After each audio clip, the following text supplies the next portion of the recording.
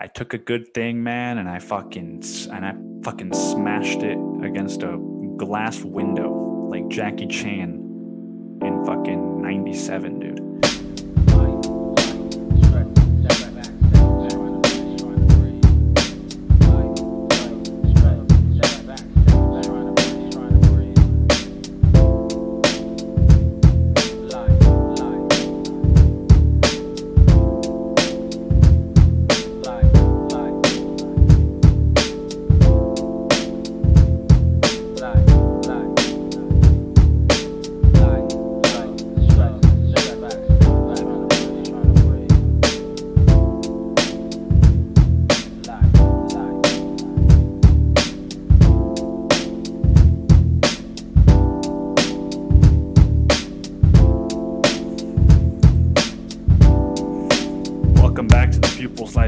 What's going on?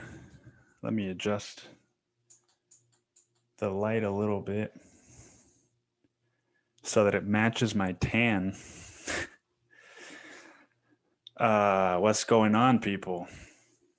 This is going to be one of those episodes where I have to keep looking over at the computer because the camera decided, I'm feeling a little bit off tonight. I'm not feeling like performing. But you're at my disposal, you piece of equipment. Welcome to the Pupil's Life, everybody. I am Nick. My name is Nick.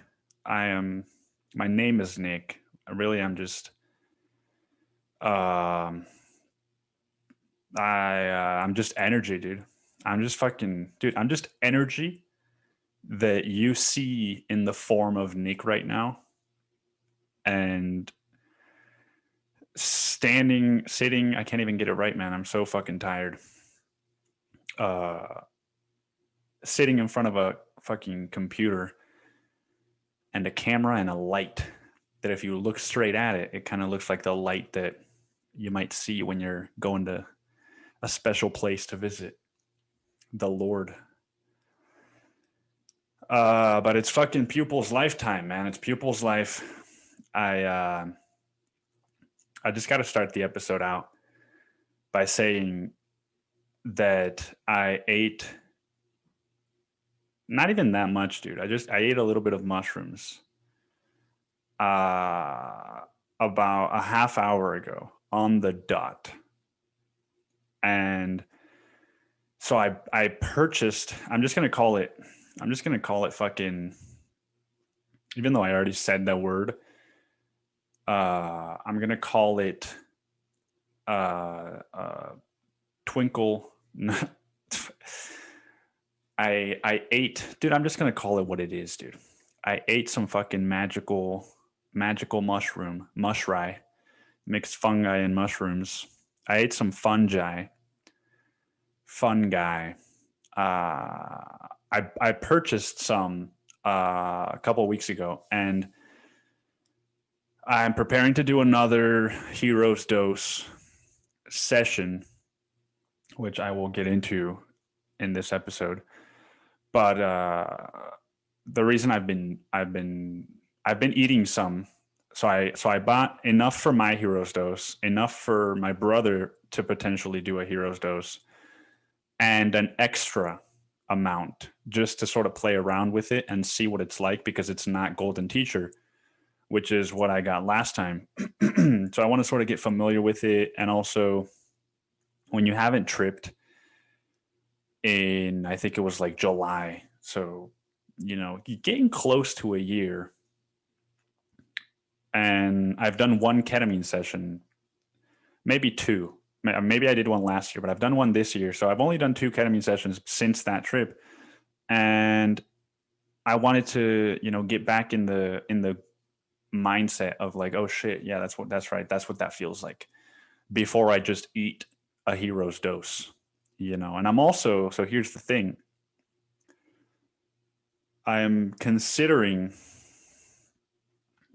doing this dose alone for 2 reasons. One being 3, if I want to be real honest. The main reason just being that I want to test the the hypothesis that I've heard from other people, from books, from podcasts, that say you need someone else there with you, right, to be your empathic witness. Well, I mostly believe that's true, but the last session that I did, my friend Megan was with me, but she wasn't really with me. You know, she was just like in the apartment. And maybe that is enough to create the safety net that they say is why you want to have an empathic witness. But maybe it's my ego. I don't know, dude. I basically just want to see for myself. You know, I'm sick and tired of just listening to what other people say and then doing that. So I'm considering just trying it alone. You know, worst case scenario, I did acid, dude, in Mexico City at a fucking nightclub, and then I took an Uber to a hostel, and I tried to go to sleep on a top bunk with other sweaty people in the room. You know, worst case can't be worse than that. But no, worst case it'll just be like, I don't know, dude, like a fucking regular trip. If I'm for some reason too guarded or too afraid to go deep. But yeah, man. So I'm fucking. It's coming in right now. I'm just letting you know. It might be one of those episodes. I've never done an episode on shrooms. I used to do them high all the time, but that was marijuana. And yeah, man. But I've got enough things to talk about that I don't think it'll be an issue. I've got plenty of things to talk about. I'm also just like double checking that everything is working because I set it all up on mushrooms, and so I don't want to just waste my time, you know. But yeah, dude, I guess I could get into the main topic, man, which is that I had my last therapy session today with my current therapist. I'm going to continue therapy, but I go through this program called CAC, Capital Area Counseling, if I'm not mistaken. Dude, I've said that phrase like 10 times to several different people in the last 3 days. If I'm not mistaken, I've said it differently too. That's why I remembered, and it was so notable, is that I've tried to say the phrase and I just got it right the first time right now.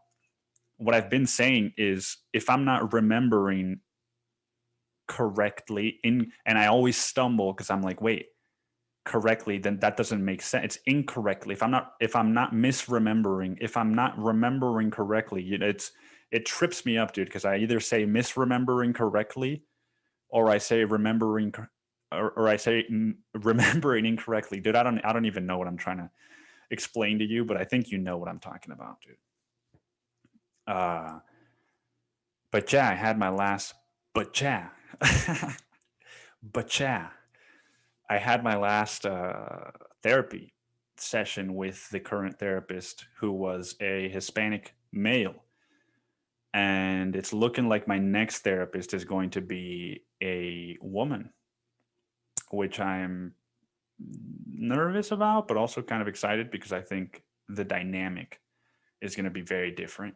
And I think both of my last therapists were women, and I had a harder time with them. But I feel like I'm in a better place now. But yeah, so I was explaining, dude, I might have to do this with my eyes closed just so that my room doesn't come alive and distract the fuck out of me like it is right now. But you might be wondering, like, why are you switching therapists? And it's because of the program that I go through, which is for poor people. Capital Area Counseling is the name, I believe, if I'm not misremembering incorrectly.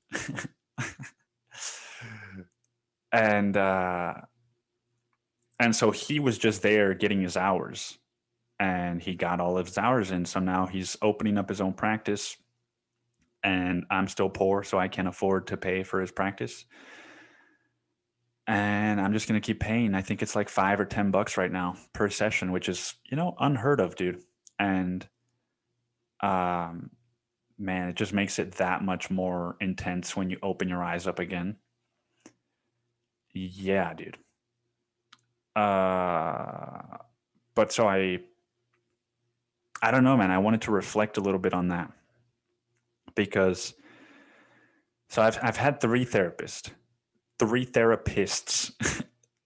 in my life, and one of them was when I was in high school, and I'm sure I've talked about this before, man. But this is the pupil's life, so uh, one of them was in high school, and I don't remember her name. I think it was like Martha, and it was against my dad's will that I went to that therapist. It was against my dad's will because he was paying, he was taking care of me. I was a fucking child at the time, and he said therapy is for crazy people. You don't need therapy. And so I only got to go, 4 or 5 times, and she helped me. I wrote my dad a letter while I was seeing her, and I think I wrote it with her. And I told my dad, it's probably the first time that I sort of opened up to my dad, and I told him, I want you to take my dreams of becoming a poker player seriously, the way that you probably wanted people to take your dreams of becoming a photographer seriously. I brought that shit home. I brought that shit 180 back around, so he could relate. And I also said, we don't tell each other we love each other. And I don't tell you that I love you, but I want you to know that I do, and that I would like us to do that more. Just this fucking sweet, but also heartbreaking letter that I wrote him. And not to get too off topic, but so I did that with my therapist, and I also made a list of things that I learned with her, because on our last session, when I told her, "Hey, my dad doesn't want to pay anymore," she said, "All right, let's make a list of everything that you learned here so that you can have it with you even while you're not in therapy, and you can forever remember this." And I'm not going to remember all 6 of the things on that list, but it was like, you know, don't try to take care of everyone because it's not your responsibility. It's too much responsibility. Um, the boiling pot, that basic metaphor of like, feel your emotions as they come. Don't boil them and fucking let them blow up in your face a month later. So the steaming pot metaphor, let the steam go out. And it was mostly for my anger at the time. Um, and see the kid in everyone, see the young kid in everybody, because everybody's just a young child trying to do the best they can. And when you're a kid yourself, you don't really realize that. Um, and what else was there, man? There was fucking. That's all I can remember right now. But the thing about the list was that I reread it for the first time like a year ago, and I was blown away by how fucking on point it was. Like, everything I need to sort of work on right now in my life is all the same things that I had to work on when I was 17, dude. and but so yeah, so my first therapist, I didn't really get to go that in depth, even though for who I was at the time, dude, and for the situation I was in, I think I did some pretty good stuff. Then my next therapist was a fucking mess, man. My next therapist was a fucking mess, man. And it started with my fucking choice to the reason that I picked her, dude. And I've said this on the podcast before, man, but I was looking through a list, and I think it was like Austin Therapists or something, some website, some private practice, but with like a group of people. And I was looking through their list of counselors, and I was like, fucking old, old, old, old. And then I saw her, man, and I don't know what I was thinking. I was just like, fuck, dude, that woman is beautiful. That woman is beautiful. And that's why I chose her. Right. So, dude, it's so fucking. So when you look back on your life, I think if you're the kind of person that looks back on their life and can't acknowledge the ways that you got yourself into the messes that you did, you're not really looking at it with the right lens. Um, Damn, I just opened my eyes for the first time in like 3 minutes. And it's not as intense as I thought. But so I also got to remember to look at the fucking camera, dude. Just you staring at a picture of me lying on the beach if I don't. What was I saying, man? Something about a woman being beautiful. Oh yeah, my therapist, dude. Uh, and you just get into this. I got myself into that mess, man. And I went to therapy for maybe like 6 months, and I was fucking cheating on my girlfriend, dude, and like having unprotected sex with the girl that I was cheating on her with, and then with my girlfriend the very next night or the very next day. Uh, I think, dude, there's some moments that you never forget in your life, and that's one of them. Is I went out with this girl, and she invited me to spend time with her friends, and dude, I felt like fucking. I felt seen, dude. I felt valued for the first time. I felt like I was having fun and I could be myself after being with somebody for 6, 7, 8 months and sort of taking on the role of a caretaker and not putting any of that blame on my partner, dude. Just saying that that's what it was. A lot of it was my own fault.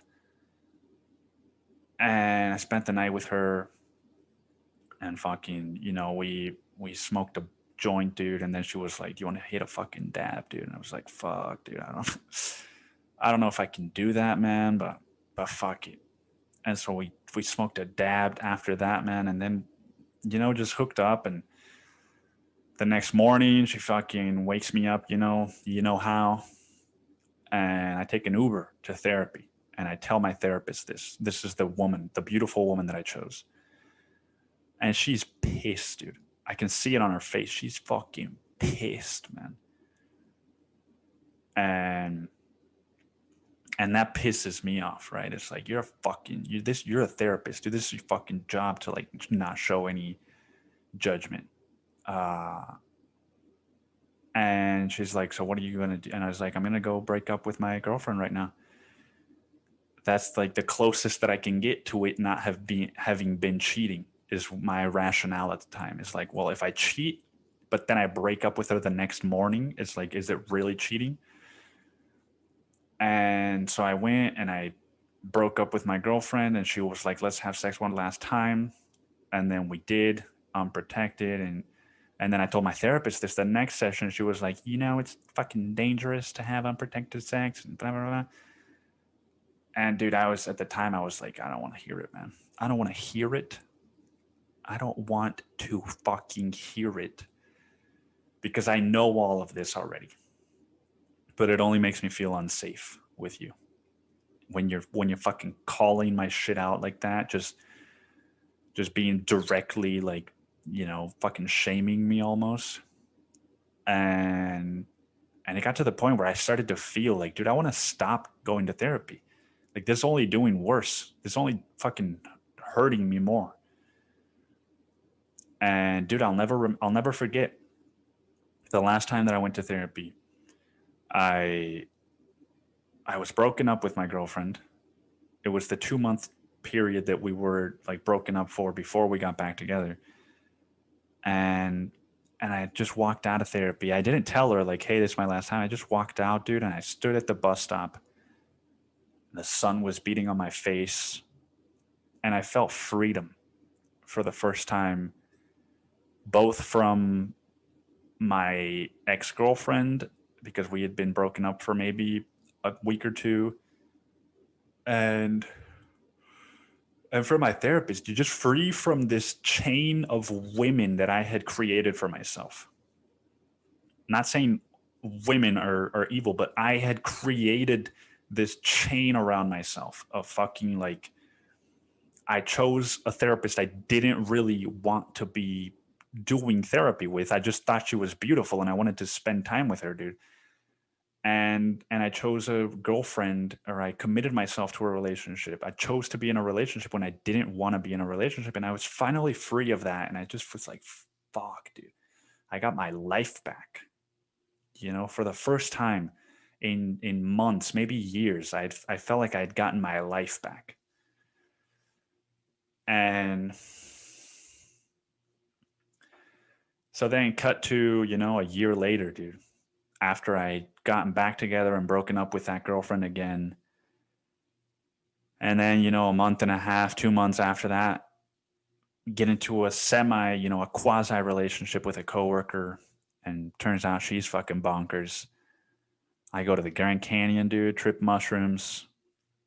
And then I meet my most recent ex. And I get into a relationship with her. And I'm like, third time's a charm, right? And so I fucking just, I'm like, what I miss? I miss having that chain around my ankle and hating myself for putting it there. And so I fucking, and this is me taking on maybe more blame than I should, because she was responsible for a lot of it too. But, I just for shorthand, I took a good thing, man, and I fucking smashed it against a glass window like Jackie Chan in fucking 97, dude. Like Jackie Chan in 97, dude. That's what I did to my relationship. I just fucking was running, dude, and just fucking shattered glass all over my body. And started bleeding, dude, and there were no fucking set medics to come and patch me up. I just fucking started bleeding to death slowly. And then when things got like that, it was time to go back to therapy, dude. And I started seeing my therapist, my most recent therapist. I started seeing while I was still with her. I saw him maybe for a couple of months while I was still with her. And the first thing I said, dude, this is the difference. The difference between like choosing a beautiful woman that you're like, she's hot, dude. She's going to be my therapist. And then this was that I showed up, dude. And I was like, listen, man, here's who I am. And here's the situation that I'm in. If in 3 months we're still talking about the same shit and nothing has changed, this isn't working. Is basically what I said, and kind of saying like if in 3 months I'm still coming to you talking about the same bullshit, we're not doing something's not going right. Something's got to change. And oh man. And so, dude, I mean, I told him today, our goodbye session, I told him, I know that most of the work was on me. I have to do my own work. But I don't think I could have changed more in the time that I started seeing him and today. Like, dude, when I started seeing him, I was still just a fucking fiction writer. I was a fiction writer, and I'd finished my memoir, but it was unpublished still. And I had cheated on my girlfriend. She didn't know yet. And And I was just like, I was stealing money, dude, from work. And, you know, not much, but it's still stealing, dude. And you fucking rationalize it in your head. Like, you know, someone shows up and pays cash and it's like $3. And you're like, fuck it, dude. And you just pocket it. And you think that it's okay, man. At least I did. And I was just like, I was just in a fog, dude. I remember going on my bicycle to work every day, listening to David Goggins' Can't Hurt Me. And him just being like, you know, man, if you don't take the fucking hard way, dude, you're always gonna be looking back and you're gonna know exactly where the fuck you are every fucking day, man. You're always gonna know exactly where the fuck you are. And I was like, dude, I fucking know, dude. I was just fucking like, I knew, dude. He was saying things that I already knew. It was like, you know, if you take the road less traveled, if you don't take the road less traveled, you're always going to know that it's there right next to you, just waiting, just waiting. And he would say, you know, you got to do the hard thing and just feel the hardness of it until you start to reap the benefits of that hard decision. You know, anytime in life, and these were David Gaga's words, paraphrasing, anytime in life that you know, fuck, this is a hard thing, I don't want to do this, that's exactly what you have to do, right? And I would ride my bike, dude, fucking tears streaming down my face, just like carrying the shame of lying to somebody day in and day out, and her texting me like, oh, I'm having a really hard day at work and I'm anxious and I just need some reassurance. And me just fucking like, dude, I'm a fucking piece of shit, man. Who am I to give you reassurance, you know, but not feeling like I could say that and just being like, yeah, everything's okay, honey. Everything's going to be okay. And just fucking living a lie, dude. That's what I was doing. I was living a lie. And even before I cheated on her, I was living a lie, dude. And maybe it's where I needed to be at the time, but I was living a lie. I never felt like I could be myself around her. You know, um, we would have these discussions sometimes where it was like, why the fuck don't you vote?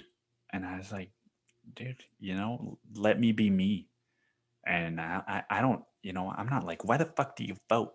Right? Like, I'm not fucking, uh, it was just a whole mess, man. It was just a whole fucking mess. Uh, but so, dude, this third therapist, um, for people that are like, dude, therapy, that shit doesn't even work, man. It's fucking like all you go is you just go sit there and you fucking talk about your feelings and shit. It's like, yeah, but if you do it right, man, you see change. You see change. And just, you know, I told him, so going back to what I told him, I said, I cheated on my girlfriend and she doesn't know. There are three ways out of this. I live a lie and I see where that takes me, which I don't think is anywhere good. I break up with her, but I don't tell her. It's four options. I break up with her, but I don't tell her what happened. And I just fucking take it in, you know, suck it up, man. You know, just live with the guilt for the rest of your life, dude. Like fucking, like I'm Don Draper or some shit. Break up with her and tell her, or tell her and let her make her own fucking decision, dude. And you know, he wasn't like, well, listen, I think that's the one we need to. He just heard me, man. He was just there for it, and he was like, but okay, so tell me, what? Why do you think that you need to tell her? You know, right? Like fucking. Oh, that's a. Oh wow, like that's an interesting question for you to ask, Mister. Um, but yeah, dude, I think it was like literally 2 months later that I told her, and And she was like, I'm up for the, not like so quickly, but it was like 2 weeks later, after some time apart, she was like, I want to give it another try. And we tried, and it didn't work, and it ended. It took its natural end.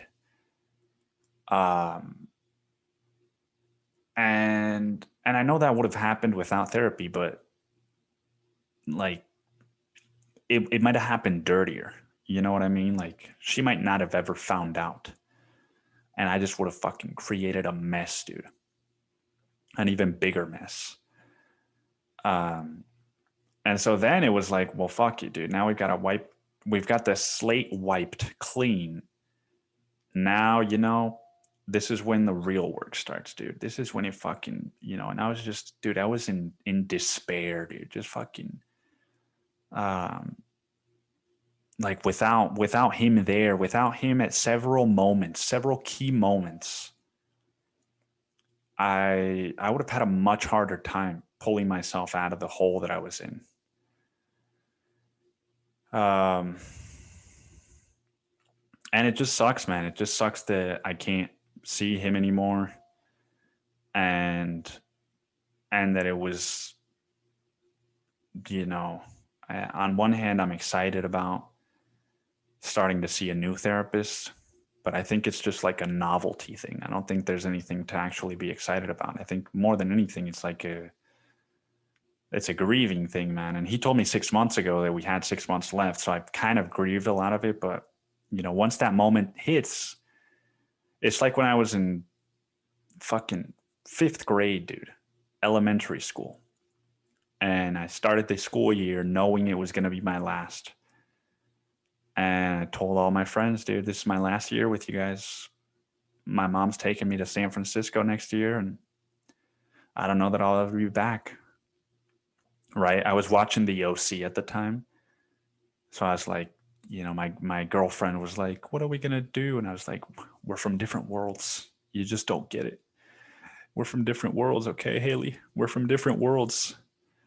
Just fucking acting my own soap opera, acting out my own soap opera.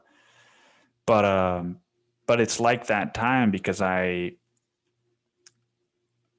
knew, right, at the end of the year, and so I had the whole year to grieve, even though I was fucking 11. I didn't know the word grief meant, and I sure as hell didn't have parents explaining or helping me do it.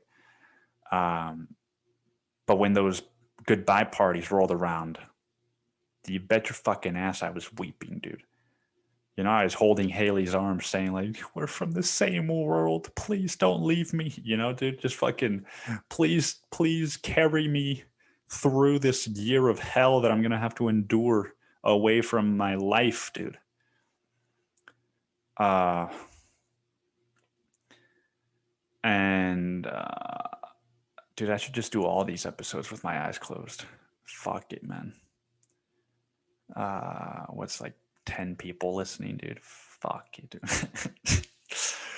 uh, and and so how was that related, dude, to my fucking? Oh yeah, because I knew I knew the therapist. I knew that it was gonna end, but still, today when we had our last session, it was just fucking like he was saying all these nice things too, like Nico, eres un muchacho muy fuerte, and just like saying it in Spanish, right, to get to me, dude, and to fucking try to get me to feel something. And fuck, man, it just. And I said nice things about him, and he just showed me so many things, and he was just there for me so much. And fuck, man, it's gonna be tough to the curve, the learning curve with this new therapist is gonna be a thing, man. And fucking that I'll never forget, dude. The thing that my therapist told me was like, whenever you're feeling just fucking shit, dude, whenever you're just feeling like you're like the epitome of fucking Nick shame, just put your arms like this, dude, and just tell that little kid, dude, tell Nico, just tell him, man, you're okay. I'm right here, man. and do it to your fucking arms, dude. Do it to your legs, dude, and just your whole body. Start touching your body. Start feeling your actual body. And man, I've done that several times, and I've fucking, what's the phrase, dude? I'll be doggone it if it didn't work, or basically, like it does, you know, it really, it just forces you to cut through the bullshit, right? Because when you're in those moments, you're like, you don't want to pick yourself up. And when you do this and you fucking are like, dude, I'm right here, you know, telling yourself I'm right here. Then you have to cut through this layer of like fronting yourself, right? Like, I'm too cool, dude. I'm too cool to tell myself I love myself. If you just do it, man, it just is like, all right, dude. Like your inner child is just like, dude, thank you, dude. Oh, fuck. You know, it's like when you go to your parents and you're like sad with something and you're not sure how they're going to react. And when they react with love and you're like, you know, you just feel relief. You know, dude, I don't even know how I know what that feels like, dude, because I don't even remember feeling that. I remember feeling like guilty, dude, that I would tell them things because then it would make them feel bad. The thing, and my brothers told me this too, I think. The thing I remember most about like going to my parents with things is feeling like they don't know what to do right now. And I put them in this uncomfortable situation because they just didn't know how to connect with me, man. They just didn't know how to just how to relate, you know, even though we were going through a lot of the same shit, right? My mom was hiding her cigarette habit and I was hiding my girlfriend, man, thought I was, you know, and the funny thing is we both thought we were hiding these things from each other. And the truth of the matter is, dude, I was 10 and I used her bathroom every now and then because I liked her room. And I saw ashes in her toilet. And children are intuitive.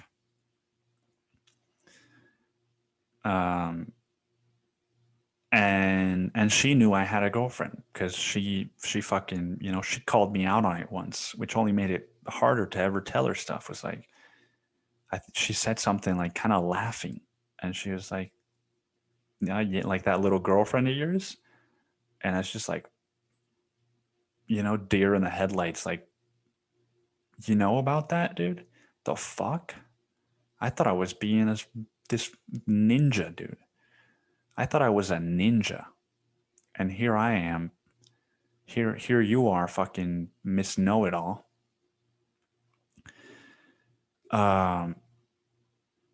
Dude, I don't, you know, I don't know that anything would be more hell than to put a fucking child through just to be like, hey, little kid, you want to know what my life was like? And just fucking zoom him back to my childhood for a day, dude. Just be in my room, just be alone, dude. Just be alone, just having broken up with, and somebody comments on your fucking Facebook picture that you're a troll, dude, that you're a fucking tall troll, dude, and nobody likes you, dude.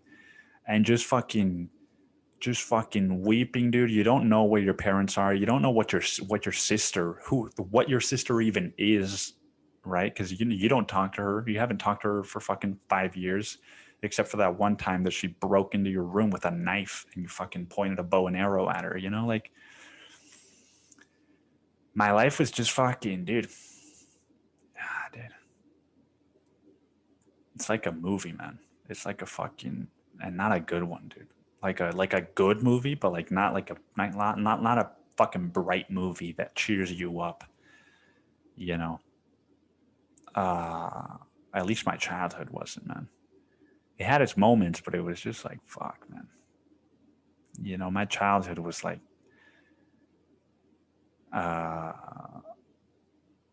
I think, the way I see it now, dude, is that like my life was just backwards. You know, I had millions of dollars right from the get go. I was born rich, dude. So it was like I didn't have to climb any fucking financial hurdles. That mountain was climbed. Uh, and I was also experiencing like the most pain probably that I've ever experienced in my life. And so like my childhood was like the hardest part of my life.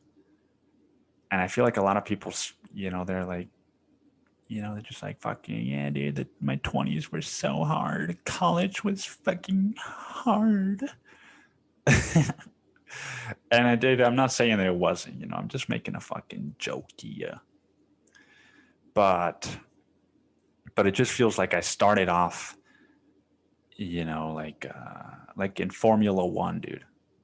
I forget the name for the spot, but it just feels like I fucking, I started further back than the rest of the cars. And I was given like a shitty car that was just fucking the whole time, just fucking while there were other cars just and I just like just a fucking, it's almost like a Flintstone. I was just maybe not even just me fucking running, dude. It was just cars and me fucking running, dude. Like I was gonna get anywhere like that.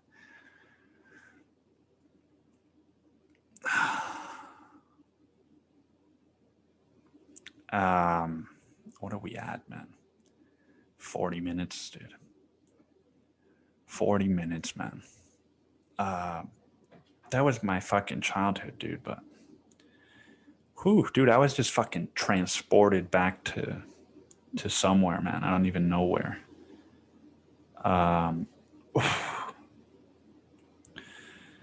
I've been taking care of my brother's dog, man. I don't really have a transition out of that, It's a nightmare fuel for a child, dude. And I was taking care of my brother's dog, Ellie. I've been taking care of her for the past week, and using my brother's car because he's been away, so I've had the luxury of having a car. And I took Ellie on a couple hikes, dude. I took Ellie on a couple hikes. And dude, it's so there's seldom a feeling like it to be walking through the woods alone with a dog that is just like listening to you. Off leash. It's got to be off leash, dude. Otherwise, it's not the same.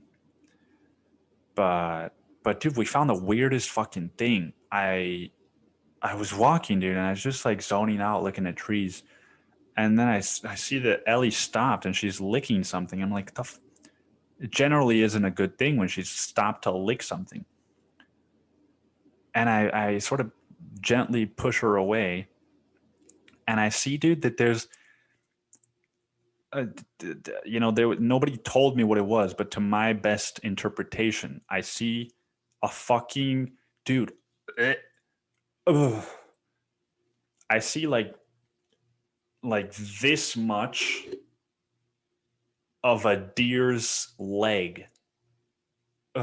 Dude, just like a shattered fucking deer leg on the trail, and the top of it has some blood on it.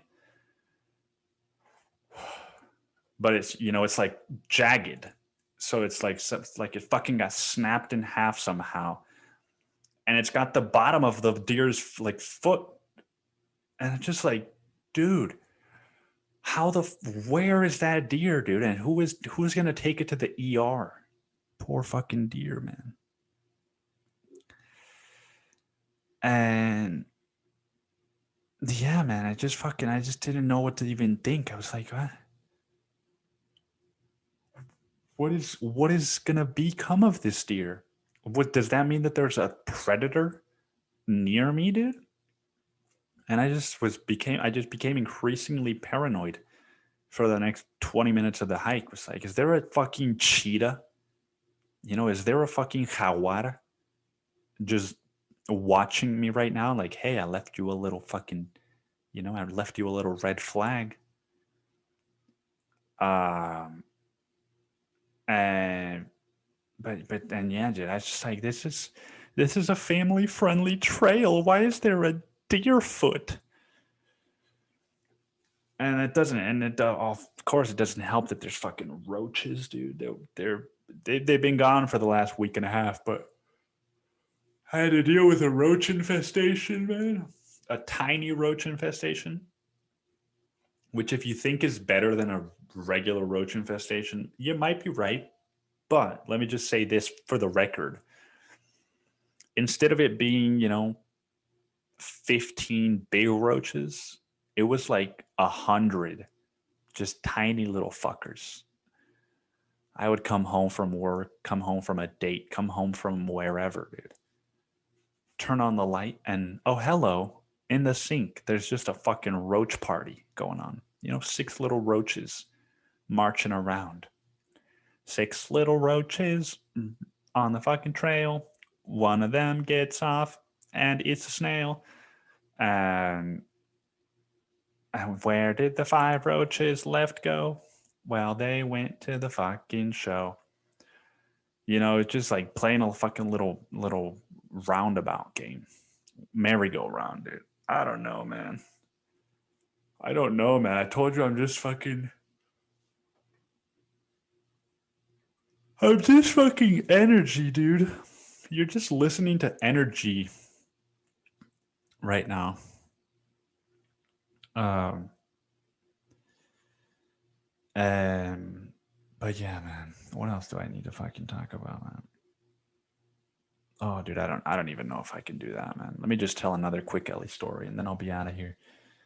I was gonna talk about the girl with 7 names, but dude, that's a fucking dark. Dude, that's a fucking dark book, man. The girl with 7 names, dude. The fucking dark book, bro. Maybe the darkest book I've ever read, dude. If you want to be traumatized, read The Girl with 7 Names, and we can chat about it on the next episode. But yeah, I guess I've been taking care of the dog, and it took me like 3 days to notice that she wasn't eating her food. Like she would eat a little bit of it, but only if I was like standing in the same room with her. And then I was like, all right. So I sat with her. And I was like, Ellie, come eat your food. And I sat next to her bowl. And she's like, just like chilling on her fucking bed. And then I brought the bowl onto her little bed with her. And I sat next to her. And she started eating. And she started eating the food. And I was like, oh, wow. Huh. Who would have thunk? You had to fucking give a dog its food and then tell it, hey, take another bite. No, I know, but take another bite. And then takes another bite and just fucking is like, leave me alone. Like, no, take another bite. I just had to sit with her, dude. And I've had to sit with her since. And I don't know if it's because she's used to having my brother in the room, whether he's like editing pictures or watching a movie or whatever it is, just having his presence in there that she eats her food. But because I'm in the other room or I'm in the kitchen, she just hadn't been eating her food. And so now I have to sit with her. I have to sit with her for 20 minutes, dude. 15 to 20 minutes because she's a slow eater. She's a fucking slow eater. And I have to like put my finger in her food and say like, here, Ellie, look at this chunk. Look at this chunk right here. And then she's like, you're right. That chunk looks good, and fucking eats it. Does anybody else's dog only eat when you fucking spoon feed them, dude? Because goddamn, man, it's sweet the first 2 times, but then it's like, yo, I gotta go to work. All right, I gotta go to fucking work, dude. Somebody's gotta put food on your plate, right? Becoming like my dad. That's the fucking pupil's life, man. I gotta go to sleep, dude. I'm fucking tired. And I got work tomorrow, man. I got work tomorrow. I got a date tomorrow night. This is today's Friday that I'm recording this. And I just fucking, just gotta start resting, dude. Next week I'm gonna start, picking up my habits again. And by habits I mean writing, dude. It's really the only one that I've dropped. But yeah, man, this is the pupil's life on mushrooms. I hope you enjoyed. If you did, there's a little button below this square that you're looking at, and it says like. And then there's another big square and it says subscribe. And one of them has red around it and the other one is gray and it's light. So that it indicates to you which one has more of an impact. But in all honesty, man, if you listen to this whole episode, dude, that's you showing your support. And that's all that I care about, man. That's all that I care about. It's just, that you're enjoying this, that you got something out of it, right? That you get something out of this. That's the pupil's life, dude. I haven't been doing the newsletter for the past 3 weeks now.